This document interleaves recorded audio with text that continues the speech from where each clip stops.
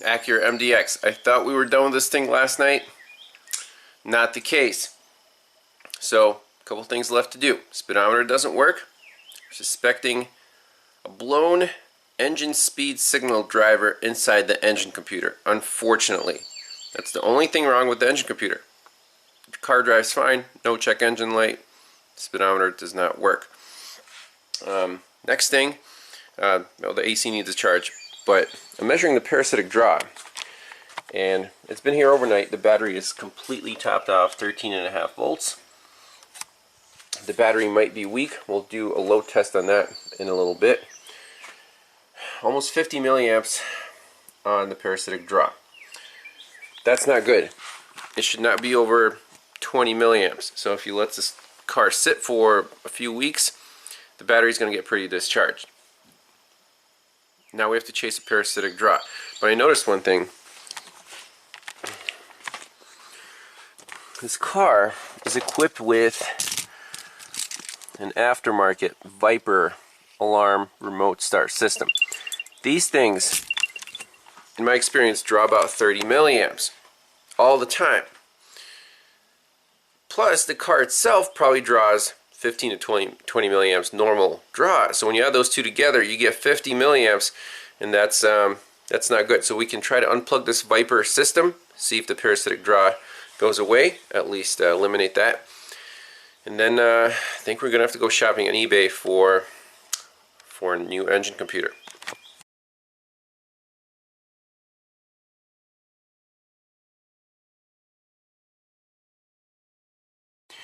So here's the aftermarket garbage here. Is anything warm? I don't know. I don't know what this is. We'll just start unplugging stuff. How about that? Unplug this little box. See what happens to our draw. That doesn't help. We'll unplug the other big box up there.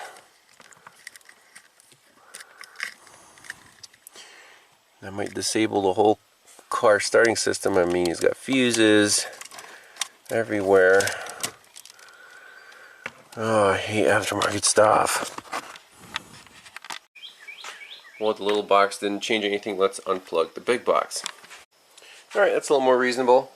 25 milliamps.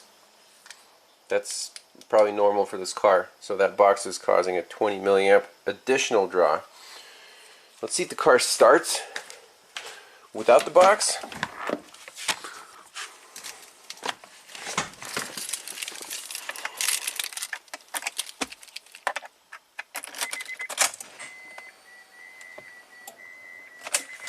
I should probably disconnect my meter. Alright, here we go.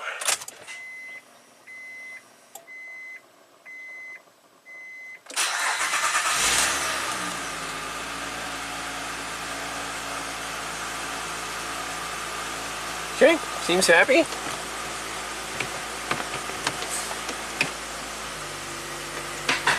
So parasitic draw solved. Now it's time to go for the engine computer.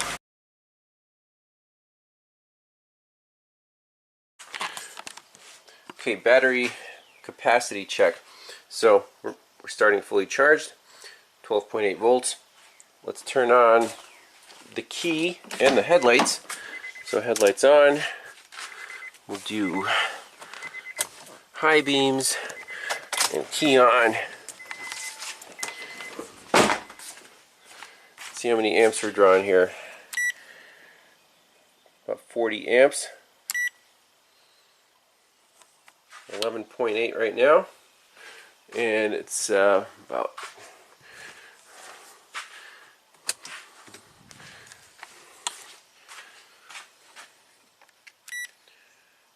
so let's do about 30 amp draw. About 12 volts. Let's give it, see how many minutes it takes. So we're starting at 753,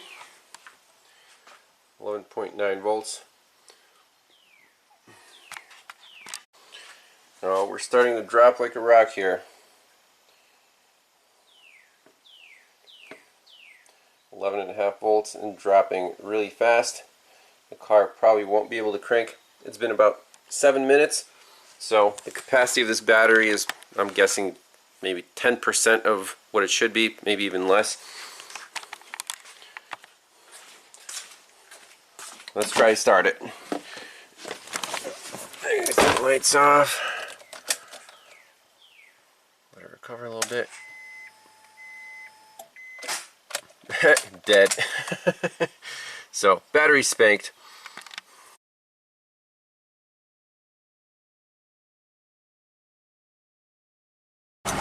Okay, just to verify, we still have no speedometer.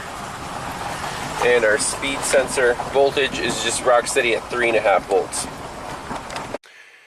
Okay, let's finish up the 2003 Acura MDX salt flood car. So the owner authorized just the repair of the speedometer, so replacement of the engine computer. Everything else he'll take care of on his own, which makes my life easier. Here is, courtesy of eBay, a replacement ECM. And there is the part number. I made sure it's an exact match, exact same year. Ends with a A570. That's the part number, the RDJ. Exact same as our unit installed on the car. So right now, when we start the car on the speed sensor signal wire, which I have tapped into under the seat here, that white and blue. So it's 2.3 volts when, it's still not asleep. If we turn the key on, 3.5, and we start it up, 3.5 rock steady. It does not change as the vehicle rolls. Let's plug in the new computer, and before programming it, see what that voltage is. If it goes up to 5 or something reasonable, then we can program the immobilizer and test drive it and make sure the speedometer works. Replacement ECM from eBay is plugged in. Let's see what happens on our voltmeter. There you go, 5 volts. I already know it's fixed. So, key on, 4.8. And the green light will flash because we need to program the immobilizer. So let's do that real quick with the scanner. Okay, so when replacing any module, you want to read service information on what steps to follow exactly. So we're replacing the ECM or PCM, and there's a nice article here on All Data. When you replace the ECM PCM, you must use the HDS to instruct the new ECM, PCM, and the immobilizer control unit receiver to recognize each other's unique serial code, or the engine cannot start. Yes. So you need replacement ECM, PCM, program ignition key, HDS with the software. PCM code, VIN specific 4-digit code. We'll see if we can get around that. So replace the ECM, PCM, connect the scanner, insert the ignition key. We just have one key here, and then enter the VIN, select the immobilizer, and from the immobilizer test mode menu screen, select replace ECM PCM. From the PCM code screen, enter the PCM code, and then follow the screen prompts. When you're finished, turn the ignition switch to lock and turn off, disconnect the HDS. Do the idle relearn procedure. Make sure all electrical items are turned off. Start the engine. Let the engine reach its normal operating temperature. Let the engine idle. Just 10 minutes, so no special bidirectional control there. Okay, so let's log in.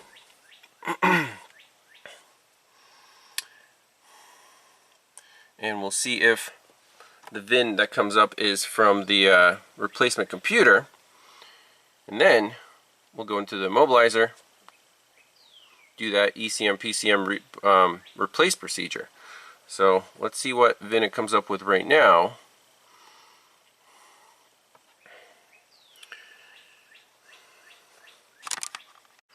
Okay, so it just gives you this screen. So we're at 2003.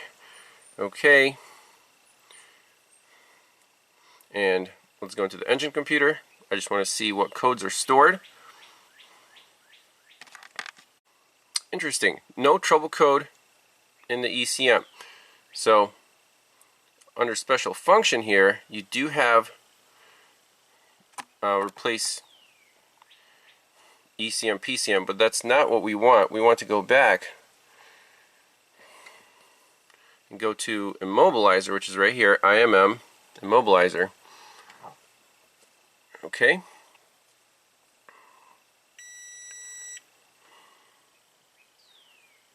Okay. And replace ECM, PCM.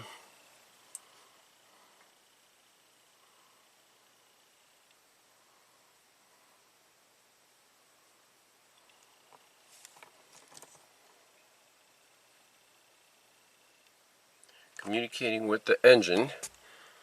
My green light's flashing. Has been completed. Turn the ignition switch off. Make sure all keys will start the engine. Is it really that easy? So on.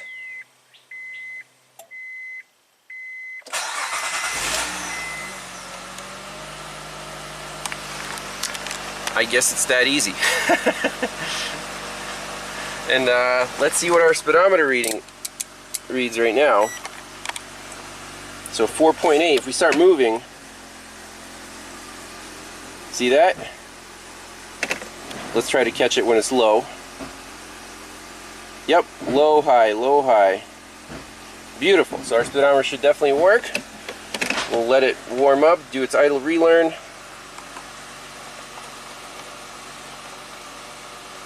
So no registration is complete. Awesome. And I don't know if we have to write the VIN here to the new engine computer, as it didn't read the VIN. Let's go back into engine.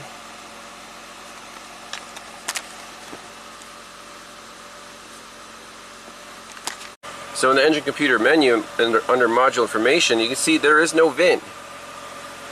So we'll take a picture of this, and then let's see if we can write the VIN.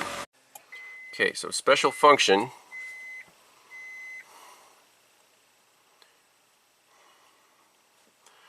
Write VIN. Okay, please input the VIN. Let's try to do that. Alright, so there's the VIN. I'm going to click OK. Yes. Function is not supported. Okay, so maybe this is not a VIN specific. ECM, PCM just has a serial number. So this module information, it won't give you the VIN, and when the scanner, that's why when it auto IDs, it gives you a selection of the years there. If it was VIN specific, it would just automatically go into that screen. So I think we're done. Amazing. Let's just take it for a spin, make sure the speedometer works and the idle is good, and that's it. This car's done. Amazing. Victory! Speedometer is working. Miles are counting up. Let's take it around the block. The Acura is driving great. Like a brand new car.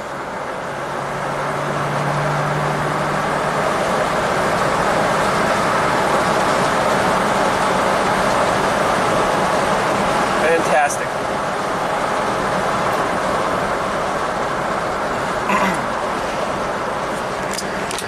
So, definitely quite a few issues caused by that salt water. And, you know, the engine computer driver being fried because of a problem under the driver's seat, you wouldn't think that's possible. But, you know, the fancier the car, the more the circuits are tied together, that becomes more likely. So, luckily, eBay has these computers available for not much money. Basically plug and play, just relearn the Immobilizer, one button on the scanner, you're done. So older cars generally are easier in that respect. So I appreciate everyone watching, and we'll see you on the next one. Bye-bye.